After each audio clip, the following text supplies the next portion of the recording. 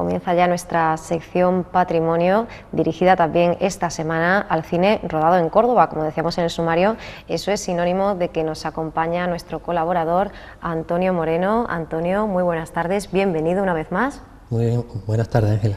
Antonio, que como sabemos es coleccionista, investigador del cine rodado en Córdoba y que nos permite pues proseguir con este itinerario, este recorrido.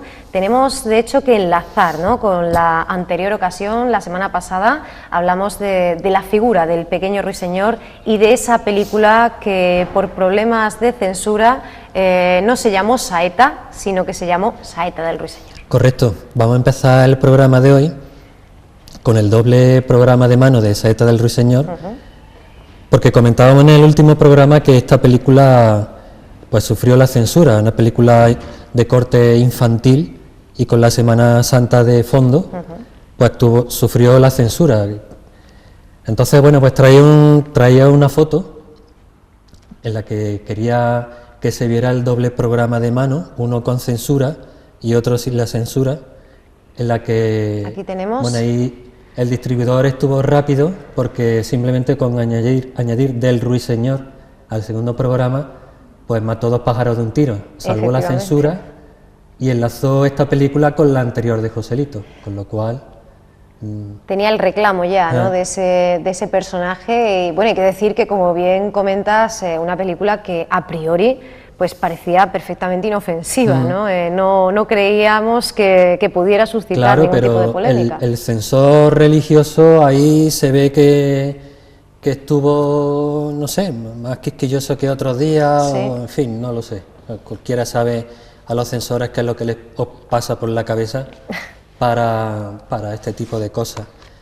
Como curiosidad, diré que el programa de mano sin la censura cuesta 0,60 euros o menos, sin embargo el otro, el que está censurado, se valora bastante, prácticamente son los mismos programas de mano, pero ahí está el tema, uno no vale nada y el otro vale mucho dinero, claro, son las cosas del coleccionismo. El prohibido. Muy bien, bueno, pues continuamos, ¿no? Hablamos de otra figura que en su momento atrajo, ¿no?, a no pocas personas a las salas, ¿no?, efectivamente. La siguiente película que vamos a ver marca un hito dentro de lo que es la historia del cine en Córdoba, porque es una película que está ya en la memoria de los cordobeses. La película está protagonizada en mano por Antonio Molina y toda la película se rodó en Córdoba. Estamos viendo Me ya estoy refiriendo al Cristo de los Faroles. Además se da la circunstancia de que el monumento de la Plaza de los Dolores da el título a la película. Claro, más protagonismo imposible, ¿no? Estamos viendo algunas fotos, ¿no?, del rodaje de la película. Esas son fotografías del rodaje. Concretamente en la Plazuela de las Flores, bueno, se ven el equipo técnico, los cables, etcétera. Estos no son fotogramas de la película, son fotografías del rodaje. Fotografías que yo valoro porque son fotografías de la productora. Claro. Entonces nos muestran un poco el ambiente de rodaje. De ese marco ahora te hablaré, eso estaba en el Hostal de Anes, sí, porque buena parte de la película se hizo allí. Bueno, te cuento un poco el argumento de esta película. Conocemos un poquito la sinopsis del Cristo de los Faroles. El argumento dice lo siguiente: el famoso cantante Antonio Reyes se propone conquistar a la bella cordobesa Soledad, pero la muchacha no le hace caso a pesar de los trucos que éste emplea. Ella parece mostrar más interés por un modesto novillero, Rafael el Sanluqueño. Soledad acude a una cita con el cantante sin saber quién es en los escenarios, hasta que se entera quién es su galanteador y, sabiendo su fama de mujeriego, decide marchar a Sanlúcar de Barrameda después de cantarle las 40 a su pretendiente. En fin, la muchacha humilla a nuestro protagonista, lo que pasa que luego le demuestra su amor y al final termina casándose con ella. Bueno, al final lo consigue. De todas formas, la película es un dramón porque, bueno, sí, tiene... No la voy a contar porque yo creo que la mayoría giros de los... trágicos, sí, pero es verdad lo que dices, no está en la retina, ¿no? Está en la memoria y, bueno, sí. a cualquiera que yo le cuento que estoy recopilando las películas rodadas en Córdoba, esta, si no es la primera, es la segunda que se le viene a la gente a la cabeza. Bueno, pues ahí están nuestros protagonistas frente al Cristo de los Faroles. Vemos esa mítica escena, ¿no? Que da título y cuerpo Efectivamente. a la película. La actriz es María de los Ángeles Hortelano, que es prácticamente la que lleva la película, porque, bueno, tengo que decir que Antonio Molina como cantante será magnífico, pero como actor es un desastre. Entonces la película la lleva la actriz, vamos, ella sola. Esta muchacha lamentablemente tuvo una carrera cinematográfica bastante breve. Ahí vemos, esta es la magia del cine, porque vemos que la pareja sale de la Plaza de los Dolores, Sí, sale de hay un Capuchinos. corte y ahora ingresa en la calle Blanco Belmonte o Deanes, ahora mismo no recuerdo. Eso ya no es la Plaza de los Dolores. Efectivamente, esto ya no se están acercando a la Cuesta del Bailío, precisamente. Efectivamente, ¿no? eso ya es fuera. La Córdoba que nos muestra, bueno, pues una Córdoba nocturna, silenciosa, todos los faroles están encendidos, bueno, las calles enchinadas, todo precioso, todo hay que decirlo. Sí, ¿Vale? esa Bueno, Córdoba pues, además un poquito más, una Córdoba más honda, más Julio Romera y quizás más alejada, ¿no? De ese concepto del folclore, pues un poquito más costumbrista y desde luego más alejado de Bueno, esa Córdoba profunda. efectivamente, ese es nuestro tercer protagonista, Sí, Rafael Romero Marchén, que hace de novillero. Rafael Romero Marchén, que pertenece a una familia de cineastas, porque su padre fue director de cine y a su vez su hermano Joaquín también fue director de cine. Los conocemos sobre todo por películas de serie B y muchos western y spaghetti western rodados en Almería. Bueno, pues esta fue una de las primeras incursiones de Rafael Romero en el cine. siempre la presencia, ¿verdad? La omnipresencia del Teatro Duque de Rivas. Efectivamente, ¿verdad? he traído En la este ficción y la trozo, realidad. esta pequeña escena, porque está hecha en el desaparecido Teatro Duque de Rivas. Sí, Encontré el dato años después, yo no sabía si esto era un escenario o si era un teatro en Madrid, no lo sabía.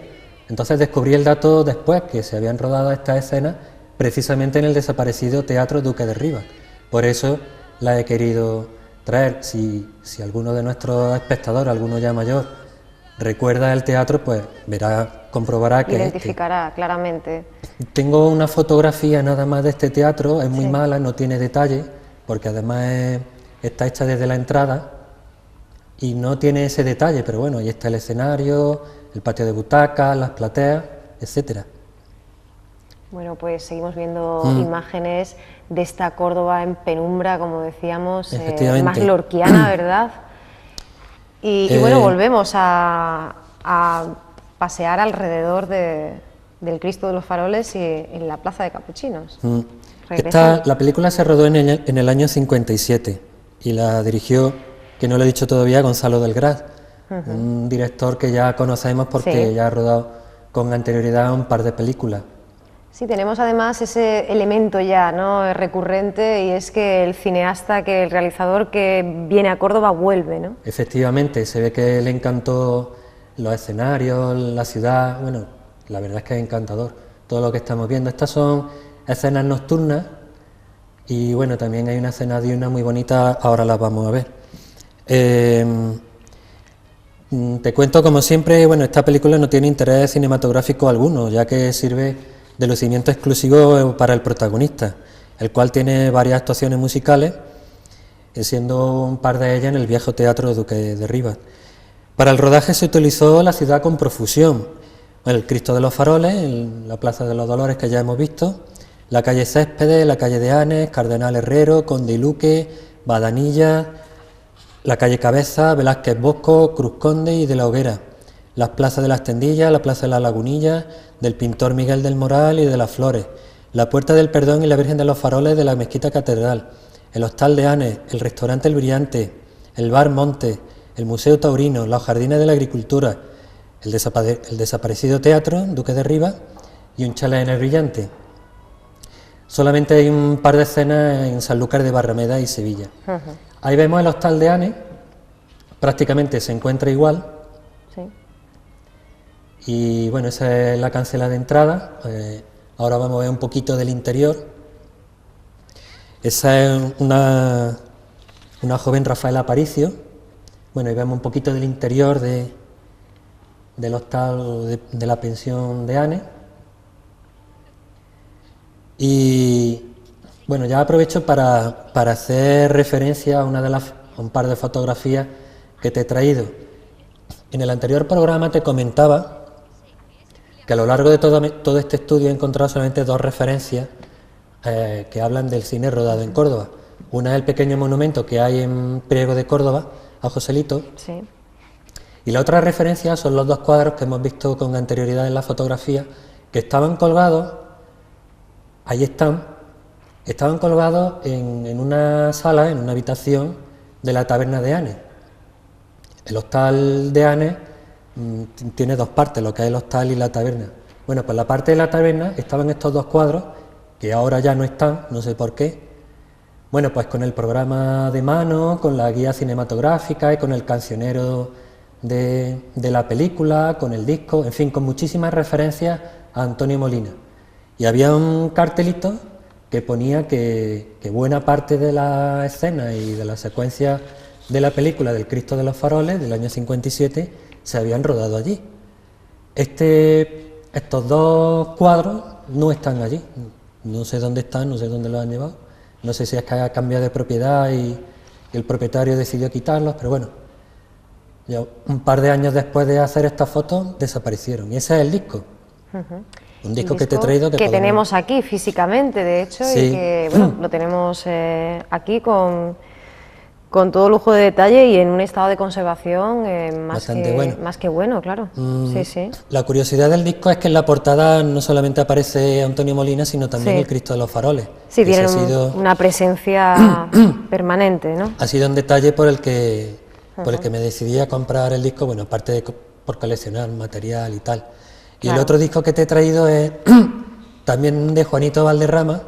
Sí. Y también del Cristo de los Faroles. No sé si es que le hacía la competencia o qué pasaba aquí. Sí, aquí bueno, pues, lo tenemos. Como también lo encontré con una panorámica un poco mayor de la Plaza de los Dolores, pues también lo compré. Ahí lo tenemos en la imagen, efectivamente. Para que lo veamos un poquito de cerca. Estas canciones, las de Juanito Valderrama, no se corresponden con la película. Sin embargo, la del otro disco, la de Antonio Molina, sí. Son precisamente, ¿no?, las que vamos a encontrar. Bueno, y continuamos con este paseo, con este recorrido, lo hacemos con la película Luna de Miel. Efectivamente.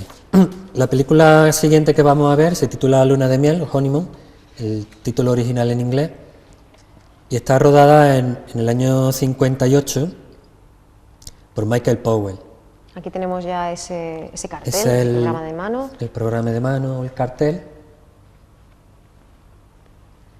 Y eso son unas escenas, bueno, eso no es Córdoba, eso es Toledo. Eso es la iglesia de Santo Tomé en Toledo. Ahí podemos ver el cuadro de el entierro del Señor de Orgaz, del Greco.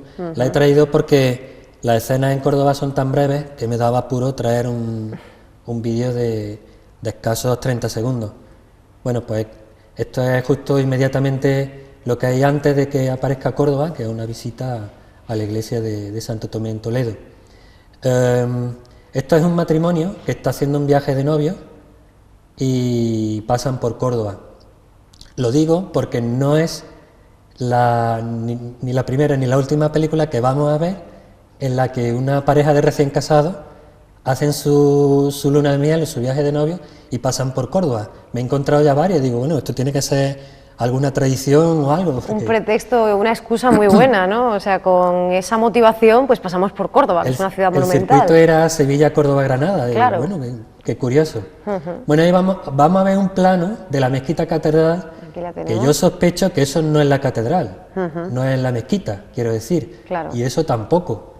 Ni me huele a mí que esas sean las columnas, ni me huele a mí que ese sea el suelo que tenía la mezquita en el año 58. Sería interesante averiguarlo. Pero el fotograma que hemos visto antes, yo creo que es una tela pintada, un papel pintado, porque... Parece más bien un fondo, ¿no? Sí, un telón de fondo. Porque es que aparte, ahora cuando termine esta escena, volveremos a ver otra panorámica de la mezquita catedral y yo no he encontrado el ángulo. O sea, es imposible encontrar ese ángulo, te pongas como te pongas, con el fotograma del... Ahí, ese ángulo no existe. Entonces, para mí que es un fondo pintado, un lienzo, una tela, lo que sea. Ajá. Con lo que sospecho que quizás pedirían permiso para rodar en el interior y no se lo dieron. O directamente no se molestaron. Claro, porque aquí tenemos eso sí es el patio, las imágenes, efectivamente. Ese es el patio de los Naranjos y esa es la torre son mucho más sí, creíbles. Eso está claro. Entonces, bueno, claro. ese es Estamos en la posada del Potro. O pidieron permiso y no se lo dieron, o simplemente no lo pidieron y pintaron dos lienzos de la mezquita. Bueno, lo traigo como curiosidad. Si no es así, pues pasaría al grupo de escenas de la Córdoba imaginada, como vimos en la película de Juanita Reina, la de Isaac Albéniz. Y volvemos a hablar de películas cuyo único interés es la figura del artista, ¿no? Efectivamente, esta película, bueno, ahí vemos a la actriz protagonista, la actriz rusa, bueno, mejor dicho, la bailarina rusa Ludmila Cherina, y el otro protagonista vuelve a ser Antonio Ruiz, el bailarín. Esta película es una gran producción británica, o hispano-británica, en la que lo que cobra valor son las escenas de baile, ¿no? No en vano estamos hablando de dos bailarines profesionales, y aparte la coreografía la realizó el coreógrafo ruso Leonid Massinet. Esta película se concibió en una gran superproducción con bellísimas escenas de baile, pero falla donde fallan todas estas películas, en el argumento y en la trama dramática. Te cuento un par de líneas nada más. Sí. Un pequeño barco británico arriba al puerto de Vigo con algunos pasajeros, entre ellos la ex bailarina Anna Cato y Kit Kelly, una pareja de recién casados que hacen viaje a España en luna de miel, al propio tiempo que Kelly ha de pronunciar una importante conferencia en Granada y presidir el Congreso de Arquitectura Islámica, que ha de celebrarse allí. Bueno, en ruta hacia Granada conocen a un bailarín, en este caso Antonio Ruiz, o sea, un cartel de la película estamos viendo, que es una pena porque la fotografía del cartel corresponde precisamente a la escena de Toledo. No he encontrado ningún cartel con ninguna escena en Córdoba, qué lástima. Lo que decía, se tropiezan con nuestro bailarín y este bailarín sospecha que nuestra protagonista pues es la bailarina profesional Anna Cato, entonces Sí. se hace de una manera un poco forzada amigo de ella, etcétera, etcétera, hasta que consigue arrancarle su verdadera identidad y ponerla a bailar. En fin, la película termina pues con cada uno en su sitio, ellos prosiguen su camino y Antonio pues monta su baile y se va por su camino. En esta película la compañera artística de Antonio Ruiz era Rosita Segovia. Ajá. No sale, las escenas con Antonio Ruiz no se desarrollan ninguna en Córdoba, se desarrollan por ejemplo en Madrid y en la Alhambra de Granada. Son escenas muy bonitas, pero no las traigo porque no vienen al caso. Uh-huh. Bueno, aquí solamente destacar los espectaculares ballets del Amor Brujo de Manuel de Falla y Los Amantes de Teruel, con música de Mikis Theodorakis. Hay una curiosidad que viene en el libro de las memorias de Antonio. Esto no corresponde, lo que voy a decir no corresponde a este tipo de programas, corresponden a otro tipo de programas, porque Antonio habla en sus memorias que el rodaje dio que hablar por la enemistad entre la protagonista, Ludmila Cherina, y la mujer de Anthony Steele, que por aquel entonces era la explosiva Anita Ekberg. Nada menos. Celos profesionales que cierta noche llegaron a algo más que palabras, ¿vale? Vaya, qué curioso. Sí. Bueno, las memorias de Antonio Ruiz están salpicadas de este tipo de episodios. De episodios, sí. Todo muy, más ligados, como decías, a la prensa rosa, pero claro, aquí haciendo un poco de historia, ¿no? También. Sí, en cierto. Perspectiva. Bueno, Antonio, como hemos visto antes en sus películas, defiende su parte, que son sobre todo los bailes. Antonio es un magnífico bailarín, yo no lo voy a discutir, pero vuelvo a repetir... Volvemos al mismo problema, ¿no? Cuando hay carencias interpretativas. Estas profesiones en las películas, entonces no suele salir bien. Entonces, hay que hacerlo con meter los bailes con calzador en un argumento endeble, entonces, bueno, pues sale lo que sale. Otro dato y otra curiosidad que me tiene a mí como protagonista, lo voy a decir modestia aparte, en la página de Michael Powell, la página web que mantienen sus fans, se da un repaso, bueno, a toda la biografía, a toda su filmografía, etcétera, etcétera. Son grupos no de fans, sino de fanáticos, auténticos fanáticos, porque desgranan sus películas, desgranan su argumento, en fin. Entonces, en el apartado de localizaciones, mira por dónde Honeymoon estaba vacío. Así que rápidamente le escribí un correo, pues escribiéndole todas las localizaciones de la película, no solo las de Córdoba, sino bueno, desde Vigo, Toledo, Madrid, Granada, etcétera, etcétera. Entonces, si visitáis la página web de los fans de Michael Powell, veréis que en el apartado de Honeymoon hay una línea en rojo muy pequeñita que pone, bueno, que se agradece a un tal Antonio Moreno las localizaciones de esta película. Contribuyendo y aportando muchísimo incluso al conocimiento, ¿no?, de personas que ya tenían sobre esta película, de esta información. Bueno, pues continuamos, Antonio, lo hacemos con el título, bueno, Soledad o Frutti Amari, ¿no? Volvemos a encontrarnos con esta dualidad, incluso nos encontraremos en ocasiones con tríadas, ¿no?, de opciones entre traducciones, adaptaciones, efectivamente, títulos distintos. Esta película también está en la memoria de los cordobeses, porque movilizó, si no me equivoco, si mal no recuerdo, a 3 hermandades distintas, y además porque, bueno, por aquel tiempo no era muy famoso, pero uno de sus protagonistas es Fernando Fernán Gómez. Pues nada menos, haciendo incluso llega a hacer de costalero, ¿no?, en algún momento. Tenemos el papel que desempeña en esta película es de un buhonero, pero en un momento dado hace de costalero.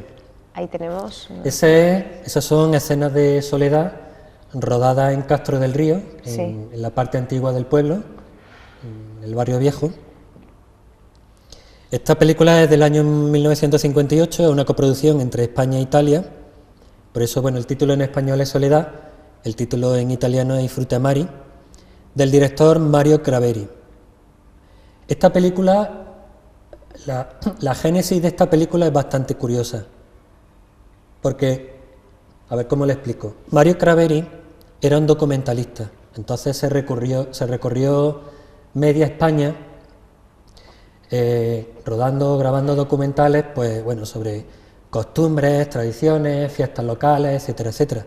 De hecho, la boda que estamos presenciando ahora mismo es una boda, ciertamente, lo que estamos viendo son escenas muy atípicas, ¿no? Vemos una novia que tiene que superar una serie de obstáculos hasta llegar a la iglesia. ¿Por qué?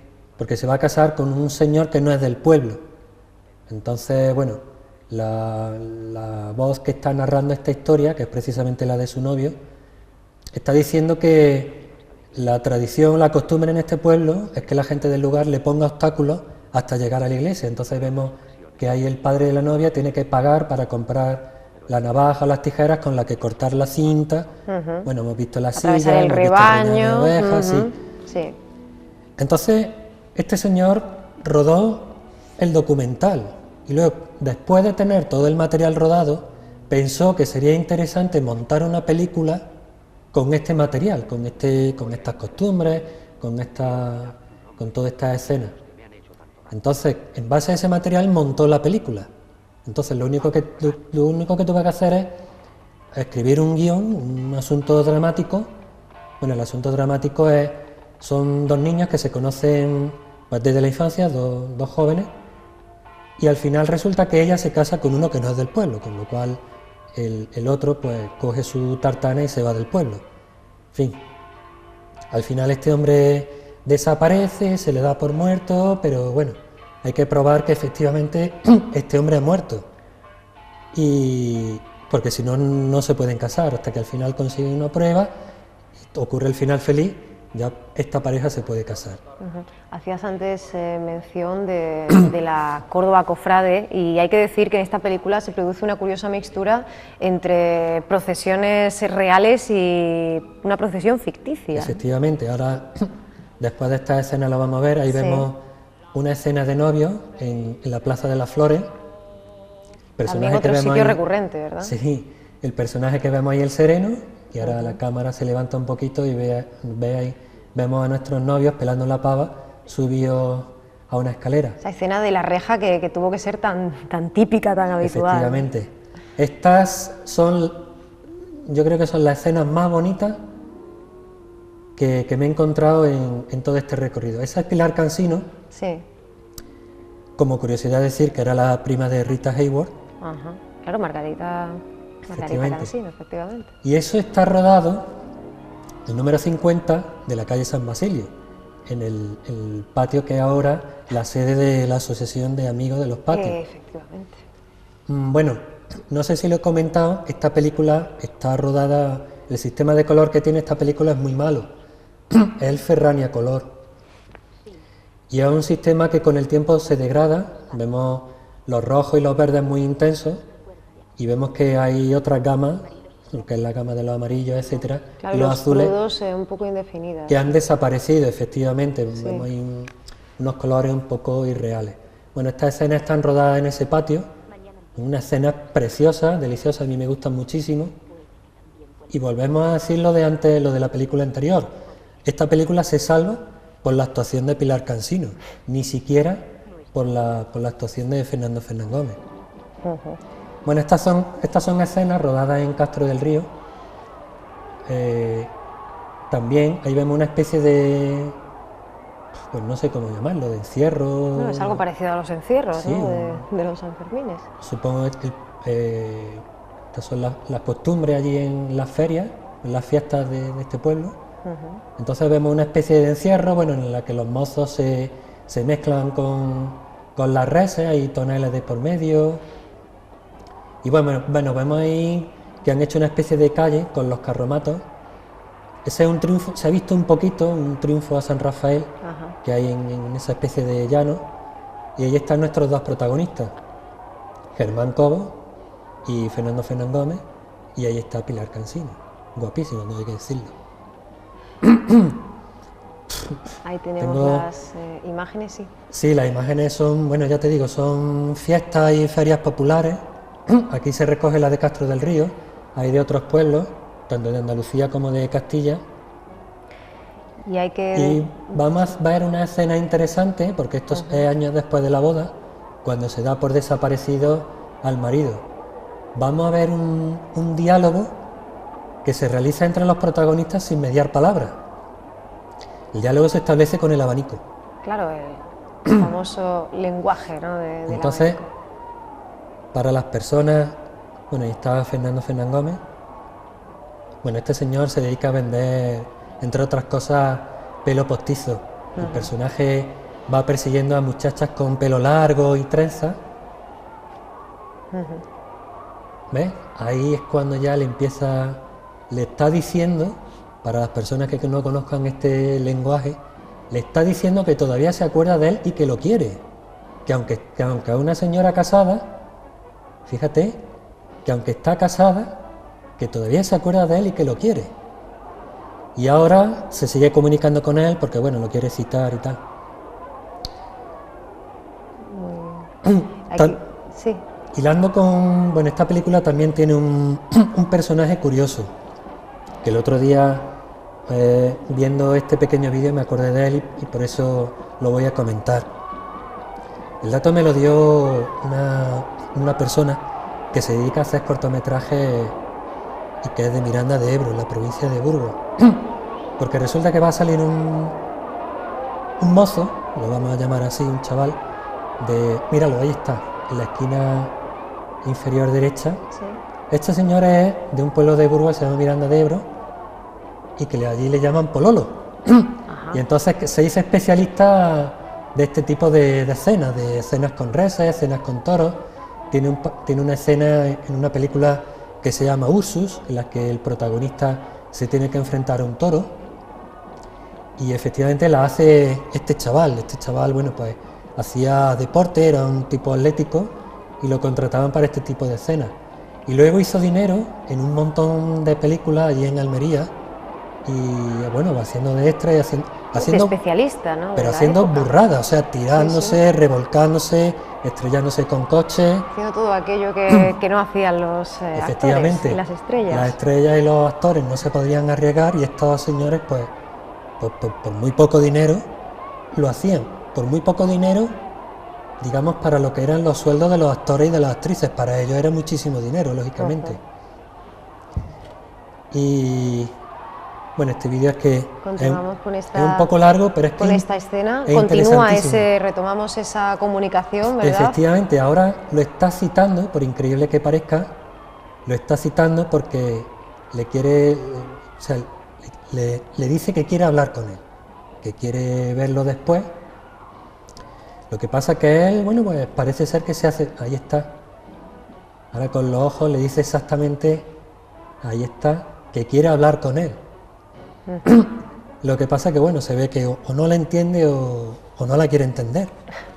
Pero bueno, cierra el abanico de esa forma tan despectiva y tan triste. Brusca, Y bueno, y ahí termina la conversación. El cierre, ese sería el punto final.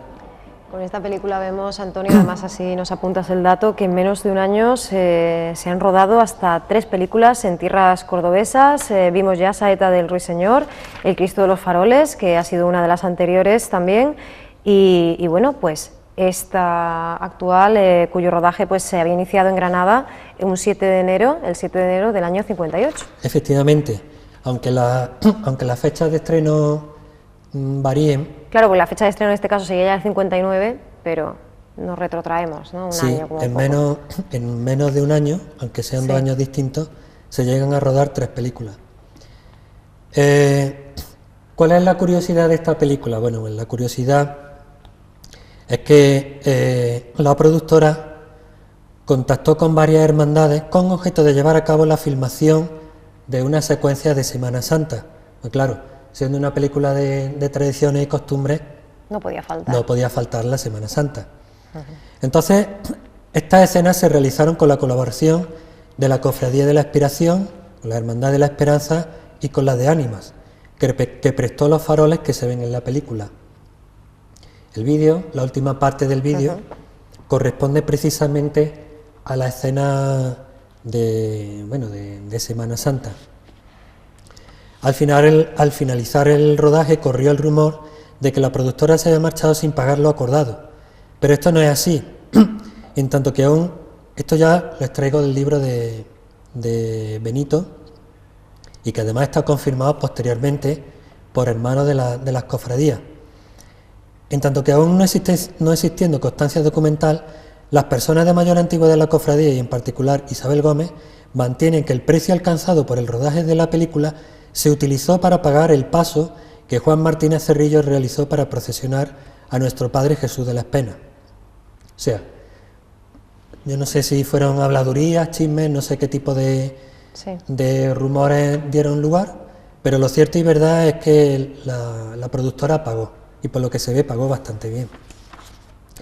Traía también como curiosidad un recorte de prensa del año 2008 en el que se refleja precisamente este rodaje. Estamos viendo precisamente, Antonio, imágenes de esa procesión. Esa fotografía es una fotografía del rodaje que conservaban precisamente en la hermandad y que me dieron a mí una copia y que yo traigo aquí. Bueno, eso es una imagen digital de esa misma fotografía, porque estaba buscando el dato del capataz del paso. El capataz se llama José Gálvez Galocho, que podemos ver ahí justo sin capirote, justo delante del paso, y esto es la calle Velázquez Bosco.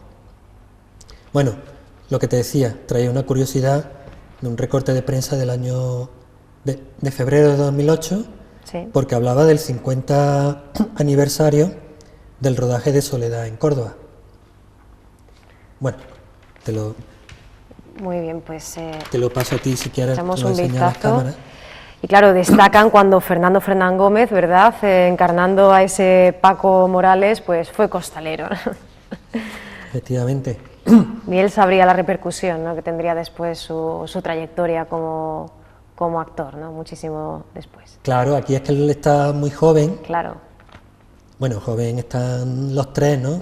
Claro, pero son los, bueno, podríamos decir que una de las primeras etapas, ¿no? Efectivamente. De este fecundo actor y longevo, además, ¿no? Las carreras profesionales de Germán Cobo y de Pilar Cansino Sí. fueron bastante irregulares. Sin embargo, Fernando Fernán Gómez, bueno, no hay nada que hablar de él porque ya está todo dicho. Sí. Quería decir, bueno, la película, las críticas las fusilaron, todo hay que decirlo.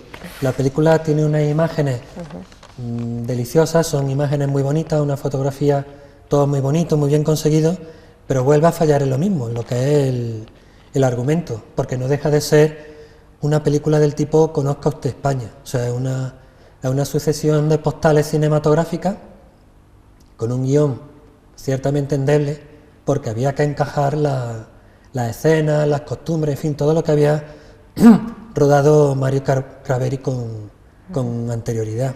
Repudiada, nos dices, por la crítica, a pesar de haber disfrutado, haber gozado de esa presentación mundial en la clausura, ¿no?, del Festival de Venecia. Ciertamente, la película la presentaron en la clausura, por aquí lo tengo que tener, del Festival de Venecia del año 58. Del año 59, efectivamente, se dio a conocer de forma mundial, pero que va, la crítica se cebó en ella. La fusiló, ¿no?, podríamos decir, y además tenemos que comentar también que el estreno en Córdoba también fue de gala, que la presentación tuvo lugar, por supuesto, en el Teatro Duque de Rivas, un 17 de diciembre, y un año después del rodaje, ya en el 59, y que estuvo patrocinada por la Hermandad de la Esperanza, y bueno, además la prensa parece ser, Antonio, que se volcó, ¿no?, en la preparación del ambiente, claro, para crear pues la máxima expectación entre el público. Claro, de hecho, me parece que está en el libro de Benito el dato, se contrató a la banda de música, sí, para interpretar, bueno, este tipo de música en el estreno. Estas marchas procesionales se interpretaron en el estreno. Efectivamente, la película funcionó bien en taquilla durante los primeros días, pero no llegó a la semana. Llegó a cumplir ni siquiera una semana en cartel. Bueno, si quieres o si da tiempo podemos ver las escenas de Semana Santa y si no... Sí, de hecho vamos a tener que despedirnos ya con esas imágenes, no sé si las tenemos disponibles, pero bueno, como siempre nos sucede, Antonio, nos pasamos de la hora y disfrutando muchísimo de todo lo que nos cuentas. Yo creo que es la mejor noticia que nos podemos encontrar. Vaya. Que el tiempo pase así tan rápidamente, señal de lo intenso que ha sido este recorrido y a la vez de lo breve, ¿no? Se nos ha hecho breve, aunque hemos estado largo rato hablando, pero pues lo ilustramos, ¿verdad? Lo ilustras también con esas imágenes, con ese material anexo, con esas escenas de rodaje, que la verdad resulta imposible estar pendiente del reloj. Claro, es que a medida que vamos avanzando en el tiempo tenemos más datos de las películas, más curiosidades, más anécdotas, está en la memoria de los cordobeses, porque esta película también me la comentan sobre todo hermanos de las hermandades. De hecho, un hermano me la pidió que se la copiara porque ellos tenían solamente las escenas de Semana Santa. Entonces, bueno, de los pasos, yo le copié amablemente la película entera, faltaría más. Pues nos vamos a marchar ya, Antonio, y te agradecemos mucho que hayas estado un día más con nosotros. En unas semanitas esperamos volver a verte porque tenemos que retomar este paseo, como decíamos, lo haremos con esencia de misterio, o bueno, vacaciones en España, ¿no? También podríamos decir, siguiendo el título en inglés. Esta película, ya lo avanzamos, sufrió, bueno, pues los problemas de las películas que se estrenan y no funcionan bien, porque se tuvo que estrenar también para televisión, y además ahí vemos el cartel de la película. La curiosidad de esta película reside sobre todo en un nuevo desarrollo técnico, y es que se presentaba con olor. Ya hablaremos efectivamente de esa técnica que luego mostró, ¿no? Un poco su letra pequeña. ahí queda ese avance de verdad interesantísima, esa búsqueda, ¿no?, de crear el máximo ambiente, no solo visual, no solo auditivo, sino también sensorial en el sentido olfativo, ¿no?, propiamente dicho. Bueno, pues iniciamos además la década de los 60 con esta película, si seguimos la fecha, el año de estreno. Antonio, nos vemos, como decimos, en unas semanas con ese primer título. Muchísimas gracias por haber estado con nosotros. A vosotros, aquí estaremos.